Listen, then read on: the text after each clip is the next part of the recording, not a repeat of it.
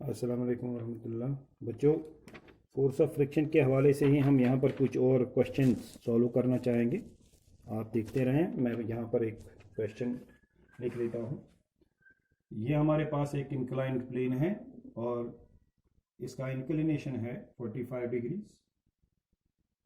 तो क्वेश्चन हमारा है, if the angle of repose is 37 degrees. मैं यहाँ पर लिखूंगा theta P is equal to 37 degrees and inclination is 45 degrees, यानी theta is 45 degrees. Find acceleration in the block. इस ब्लॉक में हमें बताना है कि इसका एक्सेलरेशन कितना आएगा, इसमें कितना एक्सेलरेशन प्रोड्यूस होगा। If the coefficient of friction is, जबकि कोएफिशिएंट ऑफ फ्रिक्शन जो है वो है 0.5। मैं यहां पर लिखूंगा म्यू इज 0.5। इसका कोई यूनिट नहीं होता तो हम यूनिट के बगैर लिख रहे हैं। ये क्वेश्चन है। तो निकालना क्या है हमें, एक्सेलरेशन ऑफ द ब्लॉक। हमें ब्लॉक का एक्सेलरेशन निकालना है। तो सबसे पहली बात, इस ब्लॉक को नीचे की तरफ एक्सेलरेट कौन सा फोर्स करवाएगा, वो होगा mg sin थीटा। ये तो आप जानते हैं। फिर रोकेगा कौन, यानी फोर्स ऑफ फ्रिक्शन इसके अपोजिट होगा, तो वो इधर से होगा फोर्स ऑफ फ्रिक्शन। अब ये मैं लिखूंगा यहां पर फोर्स ऑफ फ्रिक्शन F। अब mg sin थीटा तो ये है, तो फिर mg cos थीटा ये है। यहां लिखूंगा मैं mg cos theta. mg cos theta को हमेशा कौन बैलेंस करेगा, नॉर्मल रिएक्शन, वो इस तरफ होगा। ठीक है भाई। अब सवाल ये पैदा होता है, क्या ये ब्लॉक नीचे आएगा कि नहीं। इसका इंक्लिनेशन कितना है 45, एंगल ऑफ रिपोज कितना है खाली 37। 37 का मतलब क्या होता है कि अगर एंगल यहाँ पर 37 होगा, it will just begin to slide down. मगर क्या ये 37 है, नहीं, ये 37 से ज़्यादा है। जब 37 से ज़्यादा है तो तेज़ी से नीचे आएगा, इसका मतलब एक्सेलरेशन प्रोड्यूस होगी। हमें वही एक्सेलरेशन ढूंढनी है, कितनी है।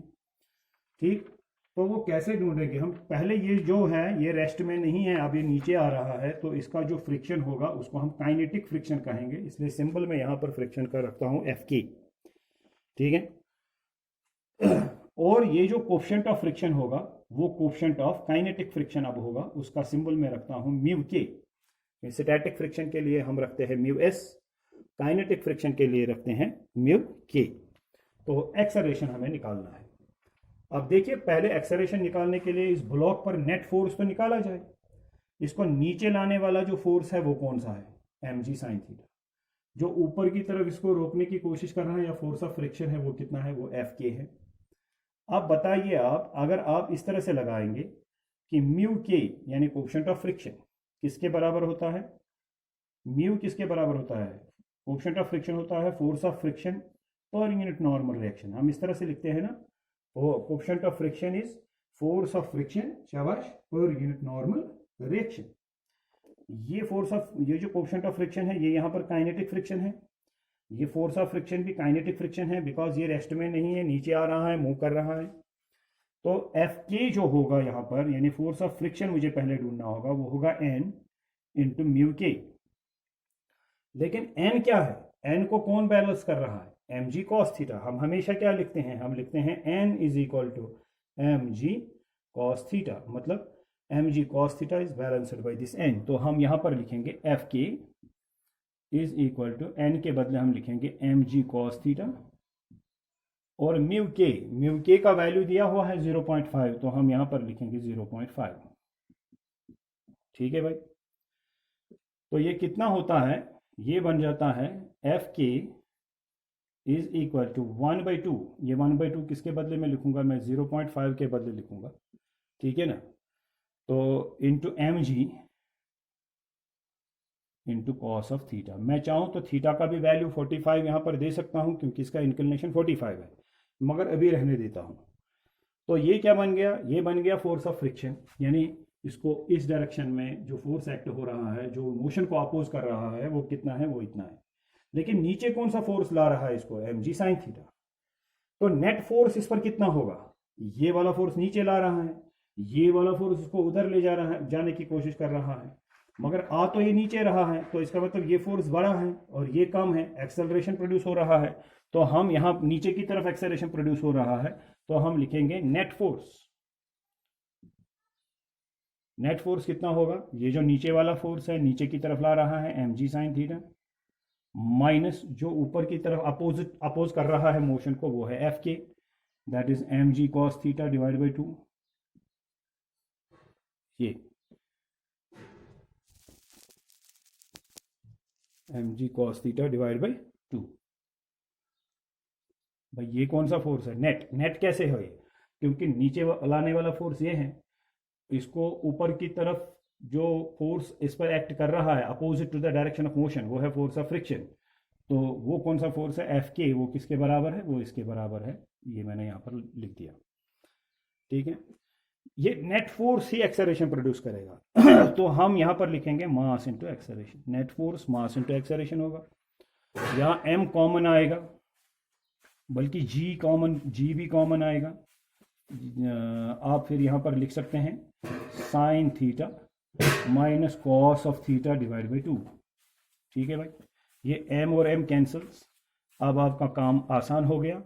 a is equal to g is 10, sine theta is sine 45, sine 45 is 1 by square root of 2, minus cos theta, theta is 45, cos theta भी 1 बाई रूट 2 होता है, लेकिन उसमें नीचे 2 डिवाइड भी है, तो हम यहाँ पर लिखेंगे 1 डिवाइड बाई 2 रूट 2।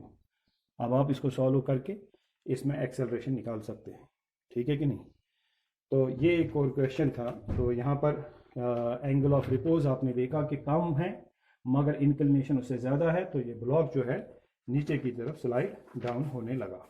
ठीक है, तो इस तरीके से हम एक्सेलरेशन इन केसेस में निकाल सकते हैं।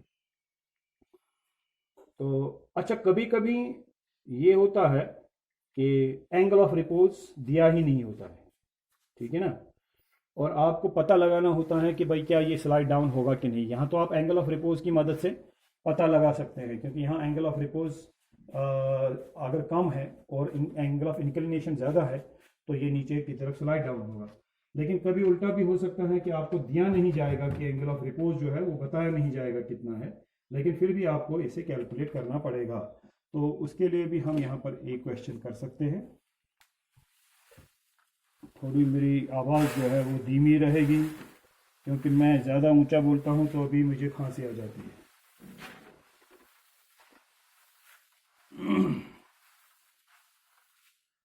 काफ़ी दिन बीमार रहने के बाद ये पहला वीडियो हम बना रहे हैं, एक दूसरा बना रहे हैं। देखिए ये यहाँ पर एंगल रखा गया है 53 डिग्रीज, और यहाँ पर हमारे पास ये ब्लॉक है। इस ब्लॉक का मास है 0.75।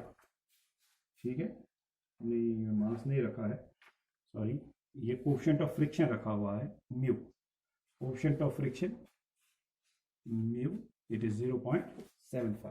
ठीक है, mass is m, small m, ये मास ऑफ द ब्लॉक है।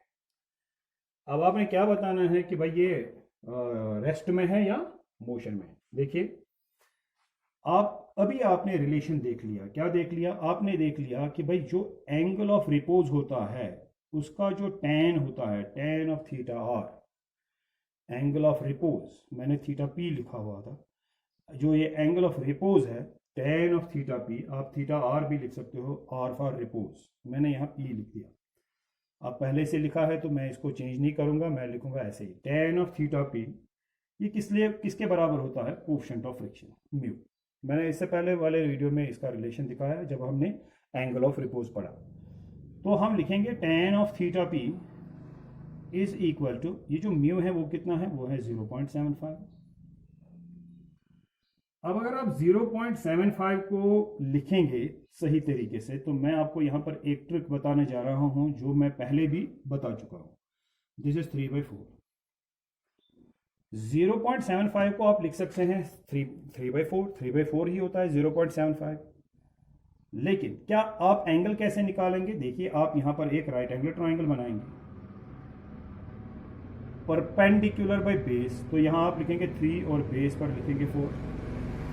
जब यहां 3 होगा यहां 4 होगा तो फिर यहां पर 5 आएगा, ये वाला। आई बात समझ। तो ये 3, 4, 5 जब आ जाता है इस तरीके से, तो इसका मतलब ये वाला साइड क्या है, सबसे कम वाला साइड, तो यहाँ पर एंगल होता है 37 है। हमेशा ही 3, 4, 5 जो ये ट्रिपलेट बनता है, यहाँ पर हमेशा एंगल बनता है 37 और यहाँ पर हमेशा एंगल बनता है 53 डिग्रीज और ये होता है 90 डिग्रीज। इसको ऐसे याद रखो, 53 और 37 में से छोटा कौन सा एंगल है? 37। तो वो कब कहाँ पर बनेगा? जो छोटा साइड है 3 ही है ना छोटा साइड, जो छोटा साइड है उसके अपोजिट में छोटा एंगल बनेगा, ठीक है ना, ये वाला। और ये 3 और 4 में जो बड़ा साइड है, क्योंकि ये तो सबसे बड़ा है हाइपोटेन्यूज, जिसको छोड़ना है, इन दो में से देखना है। जो छोटा सा साइड है जो वो है 3, उसके अपोजिट में छोटा एंगल, और जो बड़ा साइड है वो है 4, उसके अपोजिट में बनेगा बड़ा एंगल। हमेशा याद रखो, जब एक एंगल 37 होता है राइट एंगल ट्राइंगल में, दूसरा हमेशा फिर 53 होगा, क्योंकि एक तो 90 है ही, दूसरा आपने 37 रखा, बाकी क्या बचा? 53। तो जब इस तरीके का बनता है तो उसमें हमेशा ये साइड होता है 3, एक होता है ये 4 और ये होता है 5। अच्छा, अब अगर हम इसको चेंज करें, मिसाल के तौर पर अगर हम यहाँ पर मान लें कि भाई ये एंगल जो है, ये एंगल सपोज ये वाला एंगल जो है ये 53 है, और ये फिर होगा, ये तो 90 है, और ये फिर होगा 37। तो इस सूरत में छोटा एंगल ये है, उसके अपोजिट वाला साइड छोटा होगा 3, 53 ये है, उसके अपोजिट वाला बड़ा होगा 4, और ये वाला 5 ही होगा, क्योंकि लॉन्गेस्ट साइड हमेशा हाइपोटेन्यूज होता है। हमेशा याद रखें 37, 53 वाले ट्राइंगल में ये साइड्स होते हैं 3, 4, 5, और इसमें 37 के अपोजिट 3 होता है, 53 के अपोजिट 4 होता है। छोटे एंगल के अपोजिट छोटा साइड, बड़े एंगल के अपोजिट बड़ा साइड, और लॉन्गेस्ट साइड हाइपोटेन्यूज होता है, वो हमेशा 5 रहेगा। तो अब अगर मैं इस ट्राइंगल को देखता हूं तो ये 3 है, ये 4 है, ये क्या है फिर 5, तो यहां पर क्या बनेगा? ये 37। तो मैं इस ट्राइंगल में क्या देख सकता हूं? मैं देख सकता हूं यहां पर इस ट्राइंगल में कि tan ऑफ 37 इज 3/4, यानी इस 3/4 के बदले में क्या लिखूंगा? tan of 37। लिहाजा जो मेरा ये एंगल ऑफ रिपोज बन गया वो है 37 डिग्री। ये अब आप बताइए, क्या इसके लिए एंगल ऑफ रिपोज दिया हुआ था? नहीं दिया हुआ था, लेकिन हमने क्या निकाला? Angle of repose. मगर एंगल ऑफ रिपोज कितना है? 37। मगर यहाँ इसको एंगल कितना रखा गया है? 53, यानी 37 पर ये स्लाइड हो जाता, अब 37 नहीं है 53 है, बल्कि ये एक्सेलरेट हो जाएगा। तो अगर आपको क्वेश्चन में बताया जाता है बताइए ये ब्लॉक इस तरीके से रखा गया है तो क्या ये रेस्ट में रहेगा या मूव करेगा, तो आप पहले एंगल ऑफ रिपोज निकालेंगे। जब एंगल ऑफ रिपोज कम है और इंक्लिनेशन ज़्यादा है तो आप कह सकते हैं कि the block will remain in motion. तो हमारा एक चीज़ यहाँ पर सॉल्व हो गया, हम ये कहेंगे the block will be in motion. ये तो एक।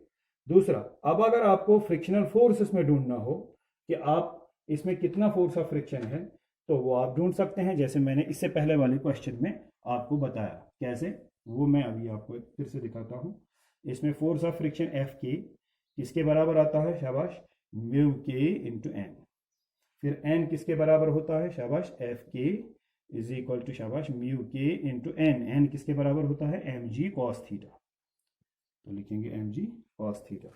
अब आपका म्यू के जो है उसका वैल्यू आपको पता है, ठीक है। तो अगर आपको मास पता हो तो मास का वैल्यू सब्स्टिट्यूट करेंगे, जी आप 10 ले लेते हैं, थीटा आपको यहाँ पर है 53, आपको मिला यहाँ पर फोर्स ऑफ फ्रिक्शन। अगर फोर्स ऑफ फ्रिक्शन मिला, आपको अगर एक्सेलरेशन निकालना है तो ये जो नीचे इसको फोर्स लाएगा वो कितना होगा? M G sine theta. तो नेट फोर्स कितना होगा?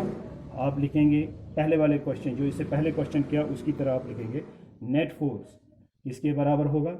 जो इसको नीचे ले आ रहा है that is M G sine theta, minus opposing force, जो फोर्स मोशन को अपोज करता है वो है माइनस एफ के, वो है minus mu K M G cos theta. अब यहाँ पर वैल्यू सब्स्टिट्यूट करते जाइए। नेट फोर्स किससे बराबर होगा? मास इंटू एक्सेलरेशन, ठीक है ना, इज इक्वल टू, यहाँ इज इक्वल टू किसके बराबर? M G sine theta minus mu K शाबाश एम जी कॉस थीटा।